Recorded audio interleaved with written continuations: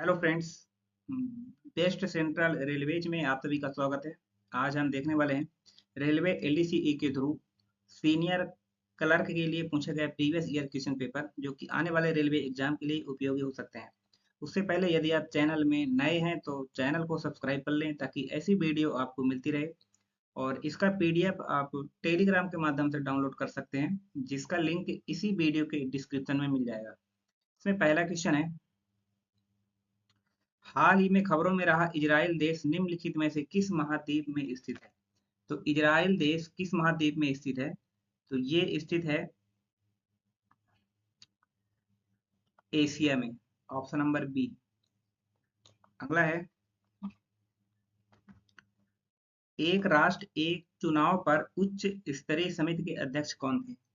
इसके जो उच्च स्तरीय समिति के अध्यक्ष थे वो थे Shri Ramnath Kovind. Option number D. अगला है, भारत के मुद्रा नोटों पर किसका हस्ताक्षर अंकित होता है? तो भारत के मुद्रा नोटों पर जो हस्ताक्षर अंकित होता है वो होता है आरबीआई के गवर्नर के। Option number D. अगला है, कौन सी नदी अमरकंटक से निकलती है? तो अमरकंटक से निकलने वाली नदी का नाम है नर्मदा। Option number D. अगला है, नीरज चोपड़ा निम्नलिखित में से किस खेल से संबंधित है? तो ये है ऑप्शन नंबर ए, भाला फेंक। अगला है, निम्नलिखित में से कौन सी नवीनतम मोबाइल दूरसंचार तकनीक है? तो नवीनतम मोबाइल दूरसंचार तकनीकी है 5G। Option number D.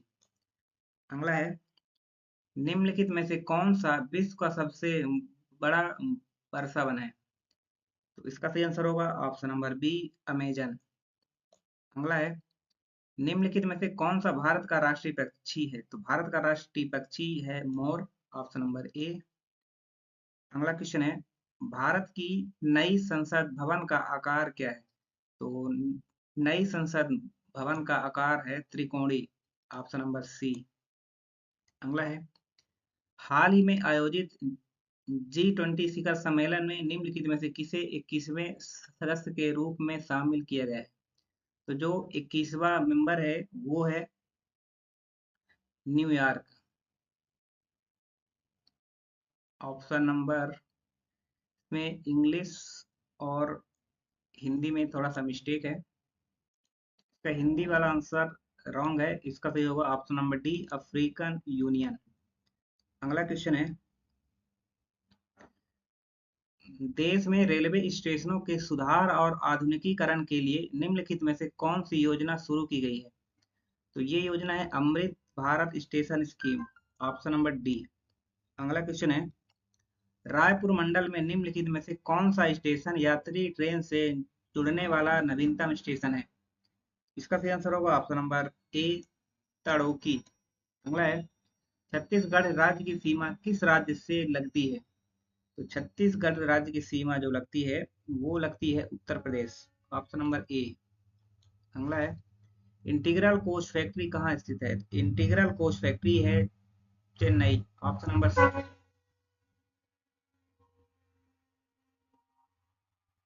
दक्षिण पूर्व मध्य रेलवे में कितने मंडल हैं? तो दक्षिण पूर्व मध्य रेलवे में टोटल 3 मंडल है। Option number C. अगला है, श्रम प्रधान श्रमिकों के लिए काम करने के लिए मानक घंटे एक सप्ताह में कितने घंटे होते हैं? एक सप्ताह में जो टोटल घंटे होते हैं वो होते हैं 42 घंटे।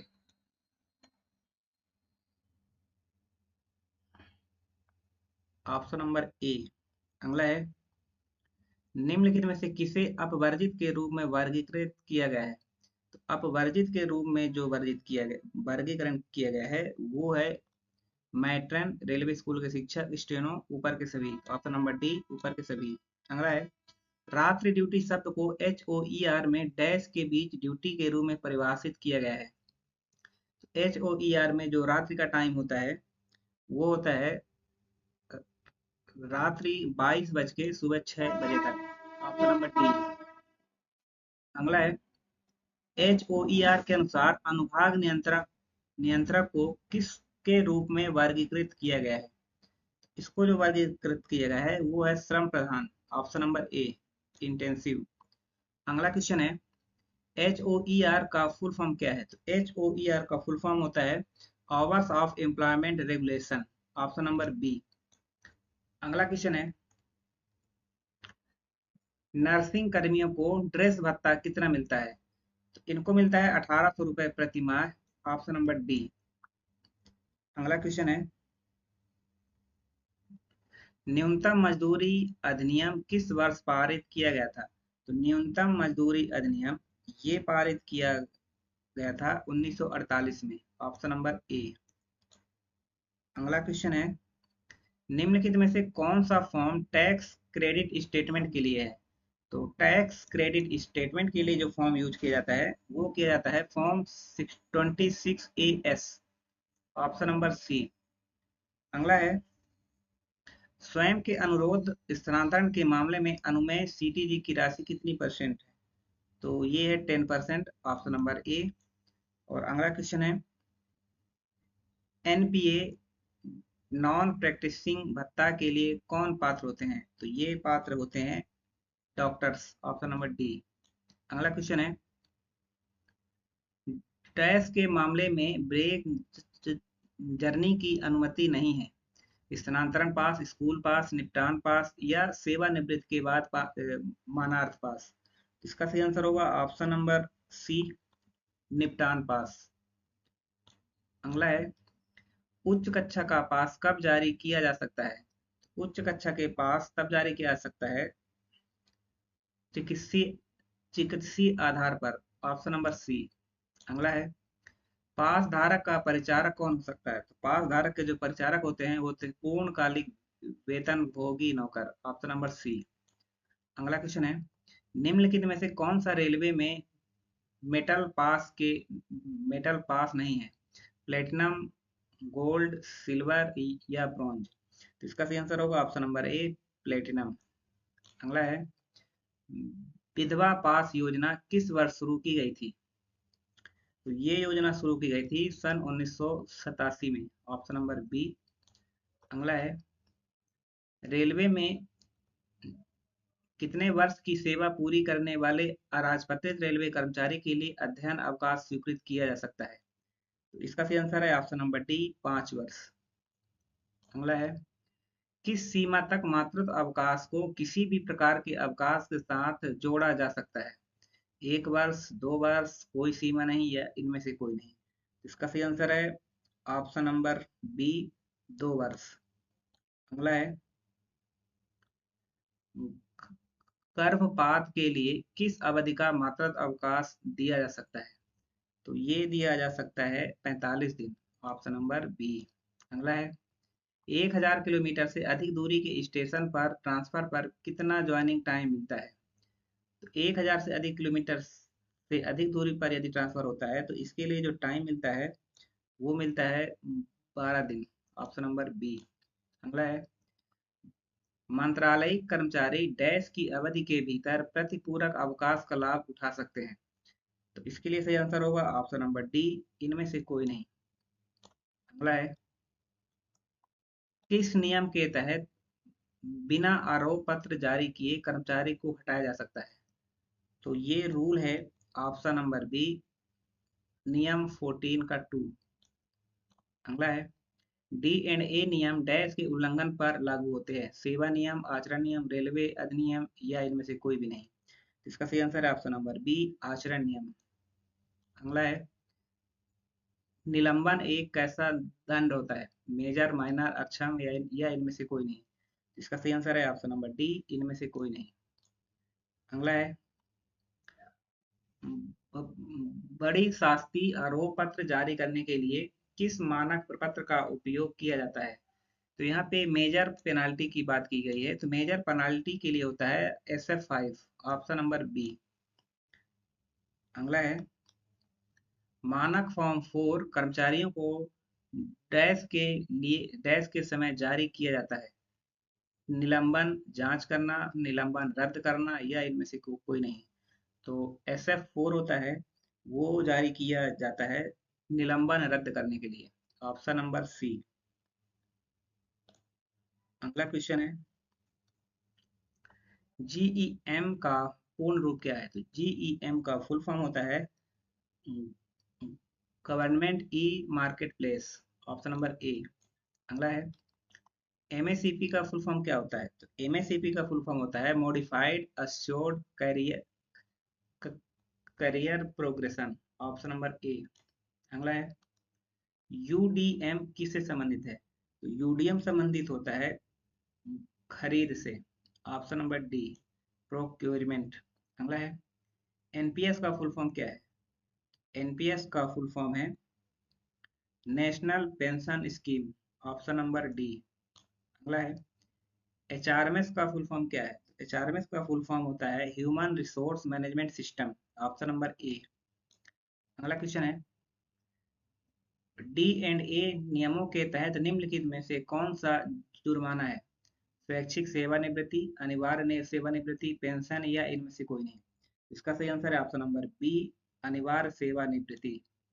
अगला है अराजपत्रित रेलवे कर्मचारियों के लिए कौन सी उच्चतम श्रेणी का पास देय है?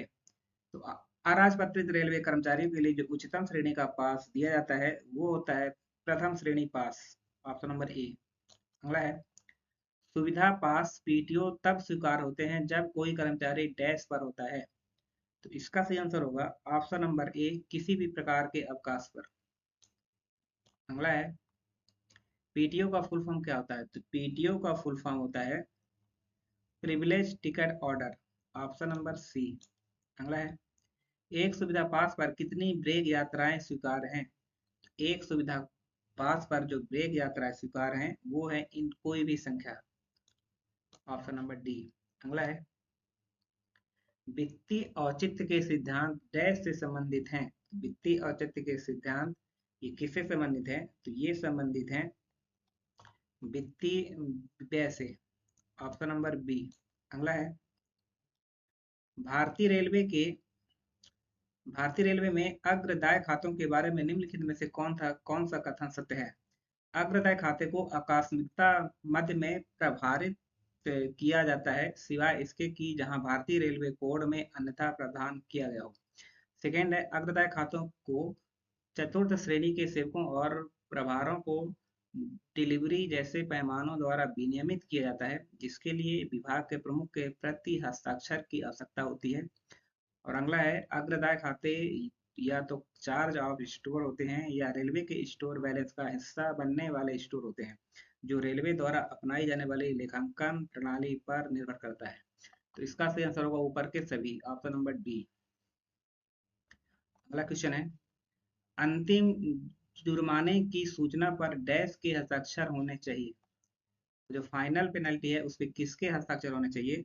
उसमें जो हस्ताक्षर होते हैं वो होते हैं अनुशासनात्मक प्राधिकारी के, disciplinary authority, option number C. अगला है निम्नलिखित में से कौन सा D&A नियमों के तहत जुर्माना नहीं है? चेतावनी, निंदा, पास रोकना या वेतन की वसूली? इसका सही आंसर होगा ऑप्शन नंबर ए, चेतावनी। अगला है एक पक्षी जांच तब आयोजित की जा सकती है जब आरोपित अधिकारी उपस्थित नहीं होते हैं, जांच अधिकारी उपस्थित नहीं होते हैं या बचाव पक्ष का वकील उपस्थित नहीं हुआ हो या इनमें से कोई नहीं। इसका सही आंसर है ऑप्शन नंबर ए, आरोपी अधिकारी उपस्थित नहीं होते हैं। अगला है निम्नलिखित में से किस प्लेटफॉर्म का उपयोग निविदाएं आमंत्रित करने के लिए किया जाता है? तो निविदाएं आमंत्रित करने के लिए जो प्लेटफॉर्म उपयोग किया जाता है वो है IREPS, ऑप्शन नंबर सी। अगला है वह अध्याय जो सेवा की समान शर्तों से संबंधित है निम्नलिखित में से किस में उपलब्ध है? तो सेवा की समान शर्तों से संबंधित कौन सा अध्याय है? तो वह किस में उपस्थित है? तो वो उपस्थित होता है IREC फर्स्ट में, ऑप्शन नंबर सी। अगला है सुरक्षा वस्तुओं की खरीद किसके द्वारा अनुमोदित आपूर्तिकर्ताओं के माध्यम से की जाती है? GM, PCMM, IDSO या कॉफमो? तो इसका सही आंसर होगा ऑप्शन नंबर सी, IDSO। अगला है अनुबंध विवादों के समाधान के लिए तंत्र कौन सा है? वार्ता, लोकपाल, पंच निर्णय या कैट? इसका सही आंसर ऑप्शन नंबर सी, पंच निर्णय। अगला है बिना बुक किए गए सामान पर वास्तविक शुल्क का कितना गुना शुल्क लिया जाता है? तो ये शुल्क लिया जाता है 5 गुना, ऑप्शन नंबर सी। अगला है, मुख्यालय में जनसंपर्क विभाग का प्रमुख कौन होता है? तो जनसंपर्क विभाग का जो प्रमुख होता है वो होता है CPRO, ऑप्शन नंबर सी। अगला है, रेलवे अधिनियम 1989 की धारा 50 के अनुसार यात्रा टिकट पर मुद्रित होने वाला विवरण कौन से हैं? तो यात्रा टिकट पर जो मुद्रित होने वाला विवरण होता है वो स्टेशन से स्टेशन तक की दूरी, किराया, श्रेणी, ऊपर के सभी। इसका सही आंसर होगा ऑप्शन नंबर डी, ऊपर के सभी। अगला है, डैश वर्ष से कम उम्र के बच्चों को सभी कक्षाओं में निःशुल्क ले जाया जाएगा। तो इसका सही आंसर होगा ऑप्शन नंबर बी, 5 वर्ष से कम उम्र के बच्चों को, ऑप्शन नंबर बी। अगला क्वेश्चन है, प्लेटफॉर्म टिकट कितने घंटे के लिए वैध होता है? प्लेटफॉर्म टिकट ये वैध होता है 2 घंटे के लिए, ऑप्शन नंबर बी। अगला है, स्लीपर क्लास में न्यूनतम प्रभार दूरी कितनी किलोमीटर होती है? तो जो न्यूनतम प्रभार दूरी होती है वो होती है 200 किलोमीटर, ऑप्शन नंबर डी। अगला क्वेश्चन है, अधिकारियों को सौंपी गई सभी डाक रसीदें स्पष्ट रूप से डैश लेवल वाले पैड में ली जाएंगी। अति आवश्यक डाक पैड, PUC या लेटर। इसका सही आंसर है ऑप्शन नंबर बी, डाक पैड। अगला है, इनमें से कौन सी ट्रेन सुपर फास्ट ट्रेन है? तो सुपर फास्ट ट्रेन इनमें से कौन सी है? इनमें से जो सुपर फास्ट ट्रेन है वो है 12,549, option number B. 12,549 MCTM Udhampur superfast express है, जो कि दुर्ग जंक्शन से MCTM उधमपुर के लिए चलती है। अगला है, मुख्यालय के स्तर पर वाणिज्य विभाग के प्रमुख कौन होते हैं? तो मुख्यालय स्तर पर कौन होते हैं? तो ये होते हैं PCCM, ऑप्शन नंबर बी। अगला है, आरक्षित टिकट डैश के द्वारा जारी किए जाते हैं। आरक्षित टिकट जो जारी किए जाते हैं ये किए जाते हैं PRS के द्वारा, ऑप्शन नंबर बी। अगला है, ARME का फुल फॉर्म क्या है? ARME का फुल फॉर्म होता है accident relief medical equipment, option number D. अगला क्वेश्चन है, क्लास बी रिकॉर्ड का मतलब क्या होता है? तो क्लास बी रिकॉर्ड का मतलब होता है रखे लेकिन माइक्रोफाइल ना करें, keep but do not microfilm, option number C. अगला है, अल्पकालिक फाइलें डैश पुराने होते ही नष्ट हो जाती हैं। 1 वर्ष, 2 वर्ष, 3 वर्ष से 6 महीने। इसका सही आंसर ऑप्शन नंबर ए, 1 वर्ष। अगला है, वर्तमान ICC पुरुष क्रिकेट विश्व कप 2023 किस देश में हो रहा है? तो 2023 की बात है तो ये हो रहा था ऑप्शन नंबर सी, भारत में। अगला है, भारत की पहली महिला राष्ट्रपति कौन थी? तो भारत की पहली महिला राष्ट्रपति थी Pratibha Patil, option number C. अगला है, निम्नलिखित में से कौन सा जलप्रपात भारत का सबसे चौड़ा जलप्रपात है? तो ये है चित्रकूट जलप्रपात, ऑप्शन नंबर बी। अगला है, निम्नलिखित में से कौन सा मॉड्यूल चिकित्सा सुविधा से संबंधित है? तो चिकित्सा सुविधा से संबंधित मॉड्यूल है ऑप्शन नंबर डी, इनमें से कोई नहीं। अगला है, विकलांग व्यक्तियों के अधिकार अधिनियम किस वर्ष पारित हुआ था? तो विकलांग व्यक्तियों के लिए जो अधिकार अधिनियम पारित हुआ था वो होता है 2016 में, ऑप्शन नंबर बी। अगला क्वेश्चन है, फुट प्लेट स्टाफ के लिए आवश्यक मेडिकल फिटनेस क्या है? इनके लिए जो आवश्यक मेडिकल फिटनेस होता है वो होता है A1, ऑप्शन नंबर ए। अगला है, RMC का फुल फॉर्म क्या है? RMC का फुल फॉर्म है railway medical certificate, option number B. अगला क्वेश्चन है, कितने मामलों में एक सेवारत कर्मचारी को बचाव वकील के रूप में कार्य करने की अनुमति दी जाती है? इसका सही आंसर है ऑप्शन नंबर ए, 3 मामले। अगला है, भारतीय रेलवे में कर्मचारी लाभ निधि किस वर्ष शुरू की गई थी? कर्मचारी लाभ निधि ये शुरू की गई थी 1931 में, ऑप्शन नंबर ए। अगला है, स्टाफ बेनिफिट फंड में सरकार द्वारा प्रतिवर्ष कितनी राशि का योगदान दिया जाता है? स्टाफ बेनिफिट फंड में सरकार द्वारा जो प्रतिवर्ष राशि दी जाती है वो दी जाती है 800 रुपये। Option number C. अगला है, किस कक्षा तक स्कूल जाने वाले बच्चों के लिए छात्रावास सब्सिडी की अनुमति दी जाएगी? तो ये क्लास है क्लास 12 तक। Option number B. और अगला क्वेश्चन है, मुख्यालय में गठित स्टाफ बेनिफिट फंड का अध्यक्ष कौन होता है? तो स्टाफ बेनिफिट फंड का जो अध्यक्ष होता है वो होता है पीसीपीओ। ऑप्शन नंबर सी।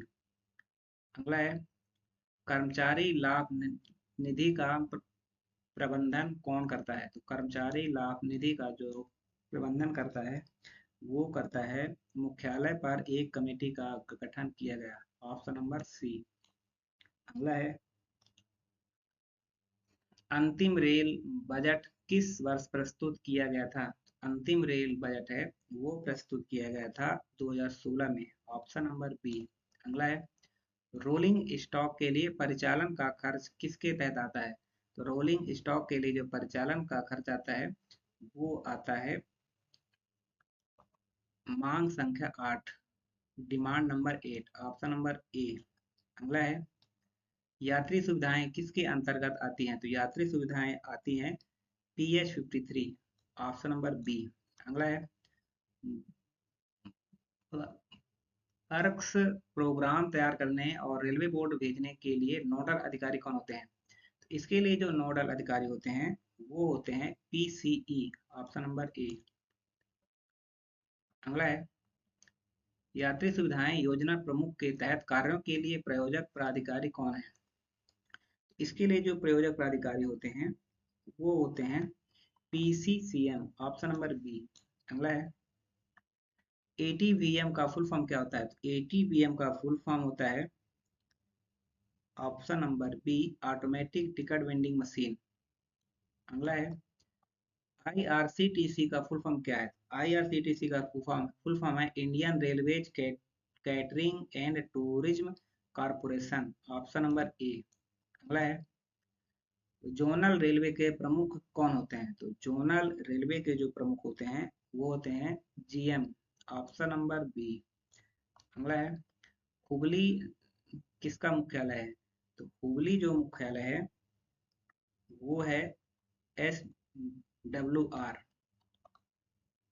दक्षिण पश्चिम रेलवे। Option number C. अगला है, रायपुर रेलवे स्टेशन का स्टेशन कोड क्या है? तो रायपुर रेलवे स्टेशन का जो स्टेशन कोड है वो है R। Option number D. अगला है, सूचना के अधिकार पर कानून लागू करने वाला पहला राज्य कौन था? तो सूचना के अधिकार पर कानून लागू करने वाला जो राज्य है वो है तमिलनाडु। ऑप्शन नंबर ए। अगला है, शिकायतों पर निर्णय लेने के लिए CIC या SIC के लिए RTI अधिनियम में निर्दिष्ट समय सीमा कितने दिन है? इसके लिए जो समय सीमा होती है वो होती है कोई समय सीमा निर्दिष्ट नहीं है। Option number D.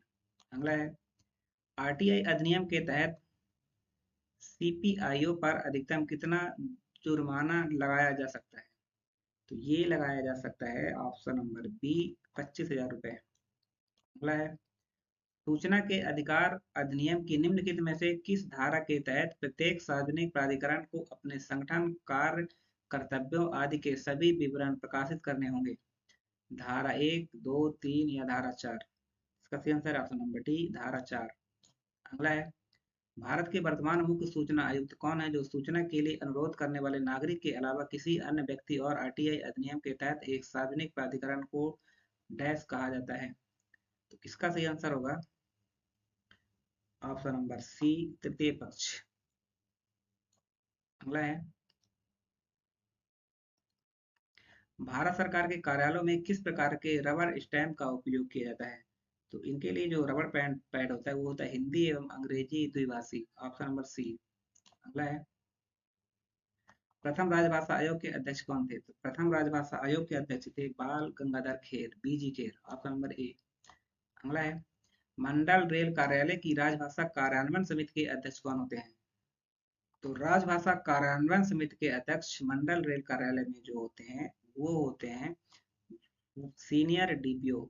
Option number C. अगला है, राजभाषा पर संसदीय समिति के कितने सदस्य होते हैं? तो राजभाषा पर संसदीय समिति में जो टोटल मेंबर होते हैं वो होते हैं 30। ऑप्शन नंबर ए। अगला है, संविधान का निम्नलिखित अनुसूची आधिकारिक भाषा से संबंधित है? इसका सही आंसर होगा ऑप्शन नंबर सी, 8वीं अनुसूची। अगला है, संविधान की 8वीं अनुसूची में कितनी भाषाएं हैं? संविधान की 8वीं अनुसूची में है 22 भाषाएं। Option number B. अगला है, भारत के संविधान के अनुसार संघ की राजभाषा हिंदी होगी और लिपि कौन सी होगी? तो लिपि होगी देवनागरी। Option number B.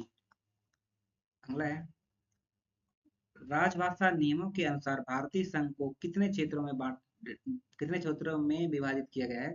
तो राजभाषा नियम के अनुसार भारतीय संघ को बांटा गया है 5 क्षेत्रों में। ऑप्शन नंबर ए। अगला है, राजभाषा से संबंधित महत्वपूर्ण निर्णय कौन सा मंत्रालय लेता है? तो ये मंत्रालय लेता है गृह मंत्रालय। Option number C. अगला है, केंद्र सरकार के कार्यालयों में हर वर्ष हिंदी दिवस कब मनाया जाता है?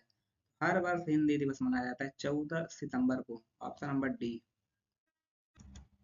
यहाँ पे क्वेश्चन नंबर 108 है, राजभाषा नियम के अनुसार भारतीय संघ को कितने क्षेत्रों में बांटा गया है? इसका क्वेश्चन आंसर ए रॉन्ग होगा। इसका सही आंसर होगा ऑप्शन नंबर सी, 3 क्षेत्रों में, A B C and D. A B C. तो जो ए क्षेत्र में आते हैं वो है बिहार, हरियाणा, हिमाचल प्रदेश, मध्य प्रदेश, छत्तीसगढ़, झारखंड, उत्तराखंड, राजस्थान और उत्तर प्रदेश। और संघ राज्य क्षेत्र में आते हैं दिल्ली, अंडमान और निकोबार द्वीप समूह। और बी क्षेत्र में जो आते हैं वो आते हैं गुजरात, महाराष्ट्र, पंजाब, चंडीगढ़, दमन और दीव, दादर और नगर हवेली। और सी क्षेत्र में जो आते हैं वो आते हैं तमिलनाडु, केरल, कर्नाटक, आंध्र प्रदेश और पश्चिम बंगाल, उड़ीसा, असम और लक्षद्वीप, पुदुचेरी। ये था रेलवे एलडीसी के थ्रू सीनियर क्लर्क के लिए पूछा गया प्रीवियस ईयर क्वेश्चन पेपर, जो कि आने वाले रेलवे एग्जाम के लिए उपयोगी हो सकते हैं। यदि आप चैनल में नए थे तो चैनल को सब्सक्राइब कर लें ताकि ऐसी वीडियो आपको मिलती रहे। और इसका पीडीएफ टेलीग्राम के माध्यम से डाउनलोड कर सकते हैं, जिसका लिंक इसी वीडियो के डिस्क्रिप्शन में मिल जाएगा। वीडियो कैसी लगी? वीडियो को लाइक करें, चैनल को सब्सक्राइब करें, कमेंट करें एंड शेयर करें।